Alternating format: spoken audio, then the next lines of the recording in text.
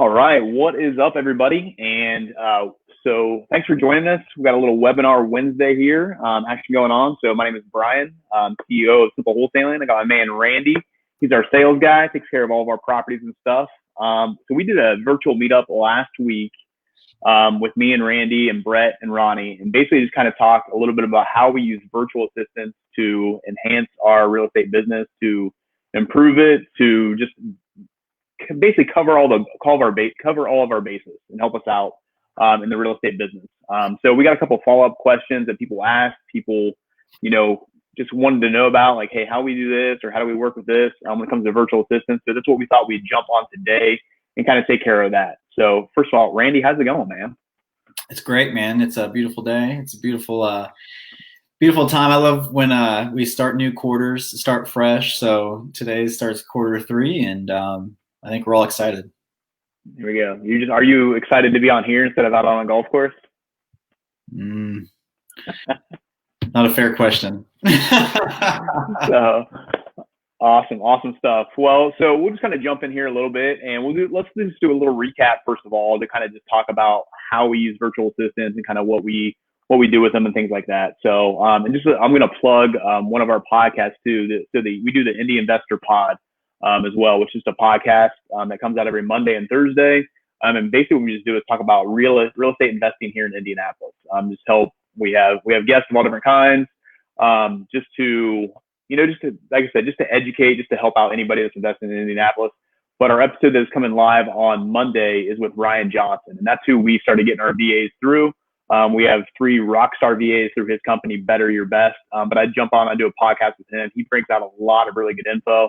So if we don't cover any of your questions today or anything like that, on Monday might be a good chance to jump on, listen to that, or get on iTunes or Spotify and listen to that later on and stuff like that. So, but just to recap, so we currently have 8 VAs, virtual assistants on our team that we work with each and every day. So we got somebody that is an executive assistant. We got somebody that's a closing coordinator, a lead manager / property manager. We got somebody that is Randy's assistant that takes care of all of our promos, presentations, listings, things like that. We have somebody that takes care of our texting for lead generation, cold calling for lead generation, somebody that just runs comps and does some of our social media stuff. And then we also have another person that kind of just basically does all of our follow-up calls. So all those people that you can't get a hold of, all those things of just basically old leads. So they handle all that. So that's what our VAs do for us. They do an awesome job. I can't speak highly enough of any of them. They're all rock stars and stuff like that. So, and Randy, you work with Mayanne. So she's our dispo VA. You work with her just each and every day and stuff. So Can you give us just some highlights on just what a blessing she is and just how much she helps you out just in your day-to-day since you're working with her just on every day-to-day stuff? Yeah, she saves me in all areas that I'm just not good at. But that's the point of having any type of assistant, let alone virtual assistant. But she's there to pick up the slack where I need to spend all my time talking to people and pushing our properties, and she's doing everything on the back end for me. As far as any paperwork, getting promos put together, sending out emails, writing counter offers, stuff that takes time away from my day to do my top priority stuff that I should be focusing on. She's even fielding incoming calls from our signs. Just hours and hours of stuff that would take me each and every day, she's handling now. So I definitely couldn't do the amount of sales per week or month without her. It just wouldn't be possible. So definitely grateful to have her on my side. So it's such a blessing. I think one of my favorite things is just like for access to you to be able to have an assistant like that, and just simple things of like, hey, we need to change the closing date on this property. So you're just literally just like texting her, sending her an email of like, hey, Mayanne, can you change can you write up an amendment for the closing date to change this? And that's it. It's like 2 seconds out of your day versus, or you can Voxer her, any of that stuff. It's like 2 seconds out of your day. And it maybe takes her 5 minutes to write that paper and send it over, but it's one less thing that you're worried about. And those 5 minute tasks, those 10-minute tasks, they add up by the minute or by the end of the day, by the end of the week. So it's just awesome to just free you up and do what you do. What you say one time you timed yourself and how long it took you to do like some social media stuff, and it was kind of mind blowing, how much time. Yeah. It's literally 2 hours every week that I'm doing social media stuff. So I got on with Belinda's been helping me. She's our VA that handles like running our comps and stuff like that, and then also is helping me out with some social media stuff. And she's a rock star in the making. Like I love working with her. She's such a sweetheart and stuff like that.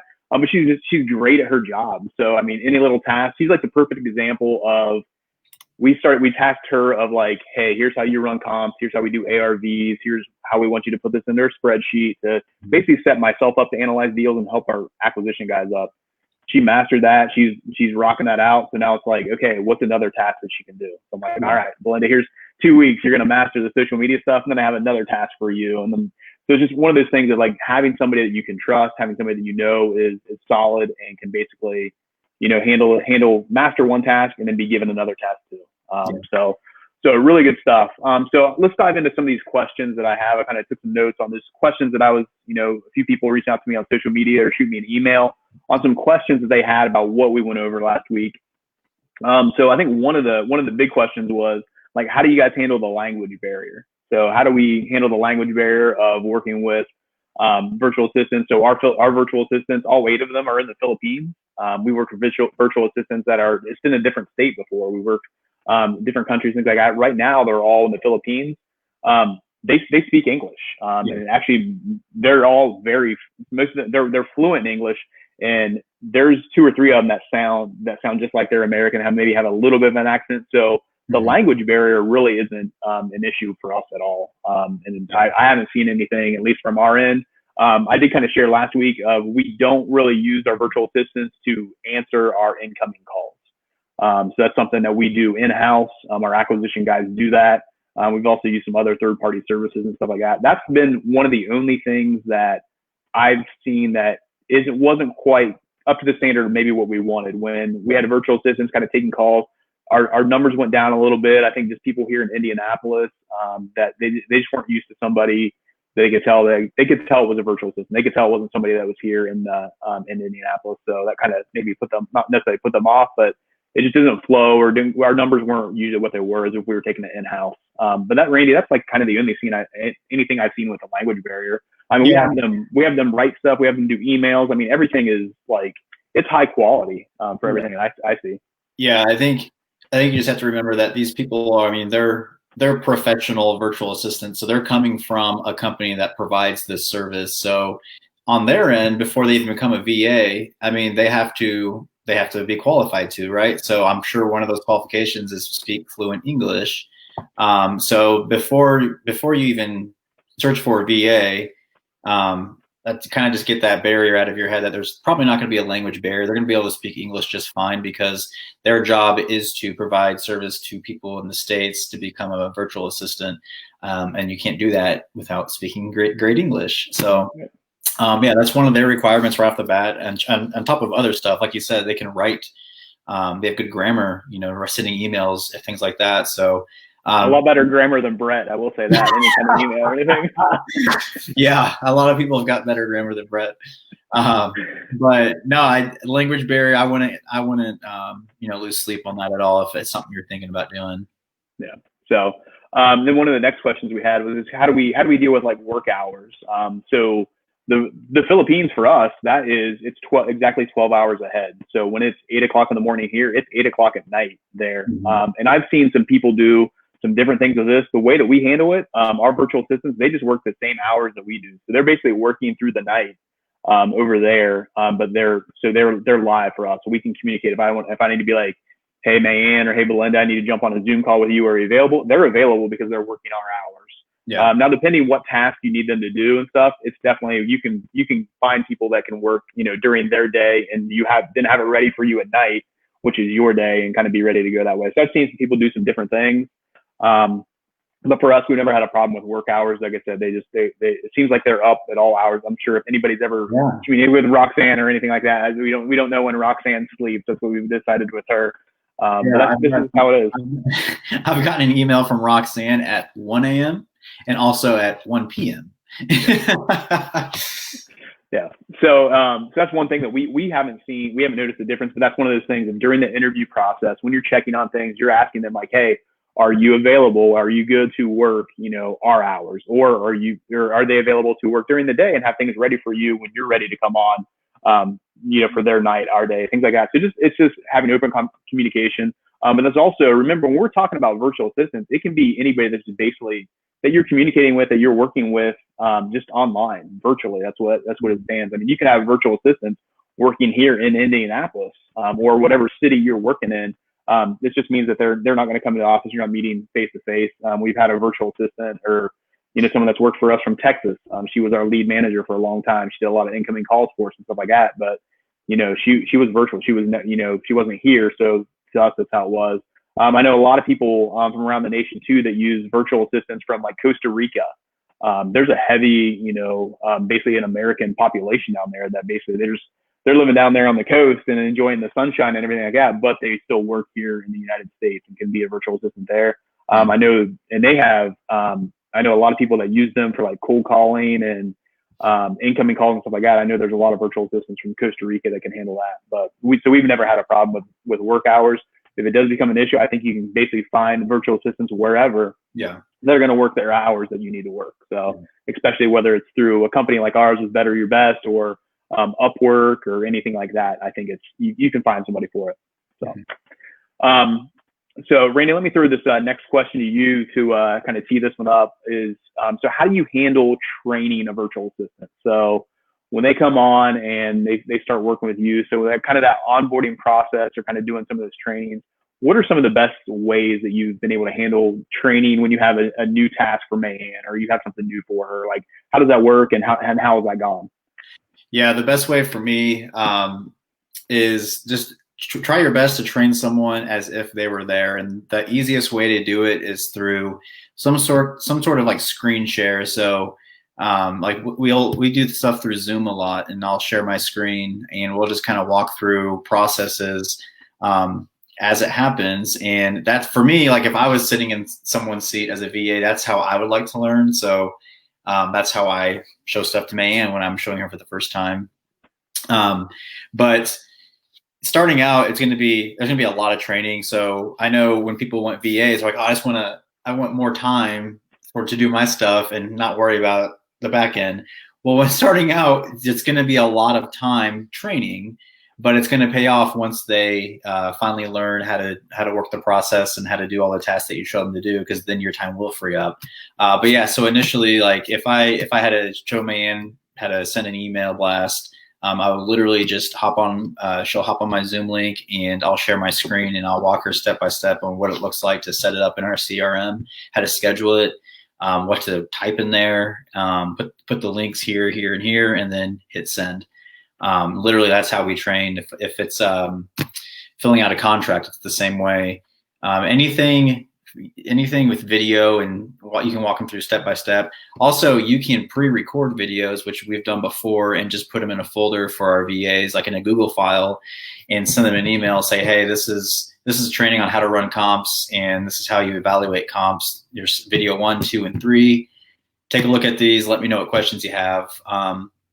And then just have them repeat that, and over time they'll end up learning those processes pretty smoothly, and sometimes better than you. Yeah, that's always the goal when I want to train somebody. I just want to make sure, like, hey, can I train them to be better than me at this? And a lot of times, if you got the right person, and if you're doing it correctly, that's how it's going to work out for you and stuff. Mm-hmm. One of the things I would highly recommend, and we don't do a great job of it, we need to be better at this. But it's basically when you have those videos, you've created these videos for a virtual assistant, stuff like that, have them basically kind of roll through, make sure it makes sense, but then have them write out verbally, kind of in words of what that video, basically just transcribe it or put in the little things that help them like learn that task as well. So that way you have an SOP, a standing operating procedure on how that task is supposed to be done. That way, then you can have a video for it. You can have it written out as well. So in case something happens, or, you need to cross train somebody, or you have somebody else that comes in and takes that position or anything like that, you have it right there, and everybody on the team knows kind of how it's done, because you have a video for it, you have, it written out as well. So that's something we do. We have a lot of videos. We don't have kind of the written part of it. That's something we need, like I said, we need to get better at, but it's a great way to basically have that documented, those processes and systems down. So yeah, I think also kind of going with this, kind of funny, because to be a good VA, I just think naturally they're a great learner and they always learn quick. And every time I will try to make like a training video for my aunt, like I'm always so conscious on, okay, does this make sense? Like, am I saying it clear enough so she's going to understand? And I put so much thought into the video, and then she'll email me back and be like, oh yeah, no problem, that's easy. And then she literally won't have any problems with what I just showed her. So a good VA will be sharp, and they'll be able to learn quick. So I think that's another sign when you've learned that you've got a great VA is when you can teach them something and they just grasp it right away and they just understand. And that's how it is, I think, with all of our VAs. So we've been lucky in that aspect. Yeah. And one of the things that really stands out to me kind of during that interview process, or kind of the onboarding process too, or maybe even like a training period, if you're doing it for like a week or 2 weeks or a month or whatever that is, I always look at, is my virtual assistant, are they asking, what questions are they asking? Number one, are they asking questions? Because generally people aren't just going to get it right off the bat. They're going to need to ask questions in some way, or to even just say like, hey, can you check my work to see if it's okay? So I'm always looking to see like, hey, are they asking questions? What questions are they asking? Their questions seem intelligent. That way, if they're intelligent or if they're thought provoking, that means that they are a thinker. They want to get better. They want to improve. They're going to be the people that are like going to help drive my business. Mm-hmm. So I think that's really important, something to always kind of pay attention to as well. And then kind of the last thing with the training stuff is something that I always like to put out there is make sure you just kind of do that during the interview process of ask them what's the best way that you learn. Do they learn better by a video, or do they learn better by written instructions, or just by listening to something, or do they need one-on-one training? And knowing kind of what that is of, hey, what task do I have? Which way do I need to be able to give that? There's a lot of tasks that maybe would require one-on-one training would be best, but sometimes I don't have time for that. Sometimes I need to be able to just make a video and throw it out to them, then let them ask questions and kind of go back and forth a little bit. Then also having sometimes where I'm like, okay, my video did not make sense when I did it, where my written instructions don't make sense. Let's sit down, let's do one-on-one training. So really being cognizant of how they learn, what's the best way for them to learn, but then also what's the best way that you can give instruction to help them out. So I think it's definitely something to pay attention to. So kind of the last question, or one of the last big questions that we had here was, how do we go about keeping our virtual assistants accountable? So I know that's kind of a big thing. A lot of people, when they think about a virtual assistant, bringing somebody on, they realize like, hey, this is a time commitment for me to train them. This is a money commitment for me to give them. And number one, I just say like, get that out of your mind right now, because the virtual assistant is gonna pay for themselves as long as you have trained them correctly and you know what tasks they really need to be doing. They're gonna pay for themselves, even if they get like one deal or two deals or whatever it may be. But then that last thing of kind of what holds people up, other than the time it puts into them or the money it puts into it, is, do I know that they're working all the time, or do I know that they're getting their numbers or anything? That's a big hang up for a lot of people. And with that, I just say, are they getting done what you need to get done? And what's the quality that they're doing it? And it is a little bit of a hang up sometimes. Like, I do think about that of like, oh, are they really working? Or are they at full capacity? As long as they're getting done what I need to get done, I'm okay with it. But then I'm also building that relationship with them, so I know whether or not like I trust them, and I'm like, hey, when I talk about your capacity, what capacity are you at? Can you handle other things? Can you do something else? Or are you like stressed or stretched out right now? Kind of seeing how they understand that. I think it's kind of one of the things with me, at least. I think Randy's kind of the same way. And it's kind of how we operate our business in general. We don't like to be micromanagers. You might be somebody that is a micromanager. You need that score sheet or that spreadsheet of like, hey, I want to see how many calls you made. I want to see that you are working like 8 hours a day and you're doing that. And that's fine if you want to do like that. But from what I've seen of like, the more trust, the more kind of freedom we've given our VAs, and the accountability like kind of takes care of itself. Now, granted, that is kind of like working them into that training, not putting on them too much at once. Make sure they master the things before we give them something else. I know people have different philosophies on that. I just feel like that's kind of what has worked for us. Yeah. But I also know that it's worked for other people. Just like, hey, I want to see your spreadsheet. As long as you have your numbers, then you're okay with me, kind of thing. So, Randy, what is kind of your thoughts on kind of how we handle it and how you've seen other people handle it as well? Yeah, I think our end of the day scorecards they work for us because, like you said, I mean, they know their daily tasks, and sometimes we'll throw stuff at them. But when they send that daily scorecard at the end of the day saying, hey, this is what I did, I think for the most part, I can't think of anything that we aren't able to verify. Like, so if I look at Mayan's end of the day scorecard, she can't just make something up because it's something I could easily go check. But everything on there, if I ever have checked, I really don't have to. But if I ever did, I know it's going to be done. So, like I said, I can't think of anything that someone could do, because even our calls, you could track the calls that they make. They say how many calls that they dialed out. So that works for us. That's what I would encourage anyone else to do. It's just a daily scorecard at the end of the day. Hey, this is what I did. If you really, really wanted to push it, you can do, I guess, a midday scorecard as well. But I think that would be a little bit heavy.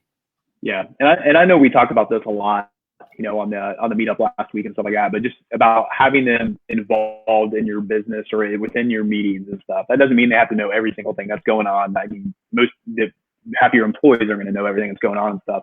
But your virtual assistants need to kind of understand what's the reason behind they're doing why they're doing. If they're supposed to make 500 calls a day or 1,000 texts a day, whatever it is, like what's the reason behind that? Like where did you arrive at that number? Does that make sense? And then what's the fruit if they get that? So if they're busting out 1,000 texts a day, they're realizing like, oh, okay, I'm gonna get like 5 qualified leads from that, which is gonna turn into 1 deal, which is going to, make us X amount of money. So they need to kind of see that whole process through, not just like, oh, okay, making these calls and handing them off.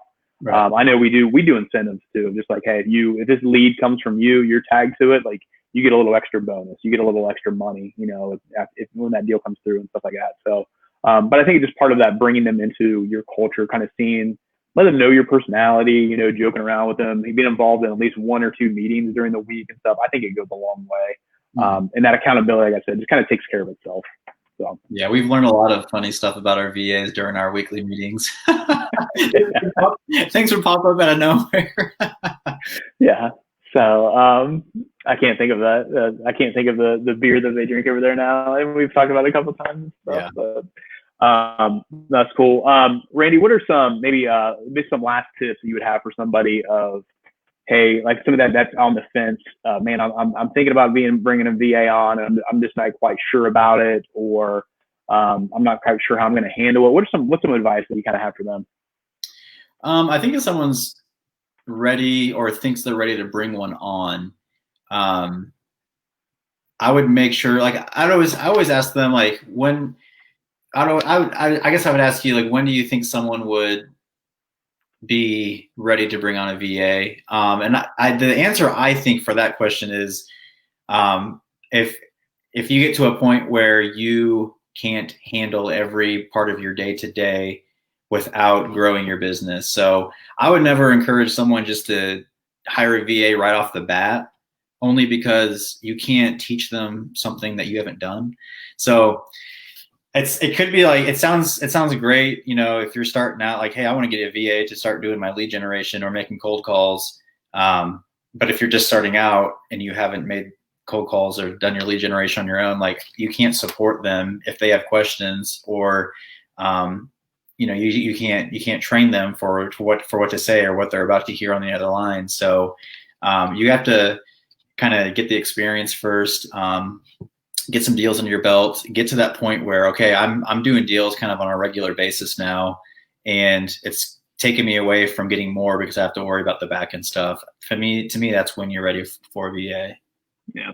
So, and I'd say with that too, I think a really good strategy along with that, if you are having like a virtual assistant do some cold calling or do some texting or do anything with kind of lead generation, make sure you put your number in that basket too. So you eventually, like, you'll get a text from them, so you can kind of see, how they're doing it. You can have that kind of, and you can do some practice stuff with them too, so they even know it's you on the other end and things like that. But I like to throw kind of my number in there, so all of a sudden, like, every now and then I'll get a text from them or a call from them, and I'm on the other line, so I can really see how they react to kind of something I might throw at them, or just making sure that they are a representation of what our company stands for.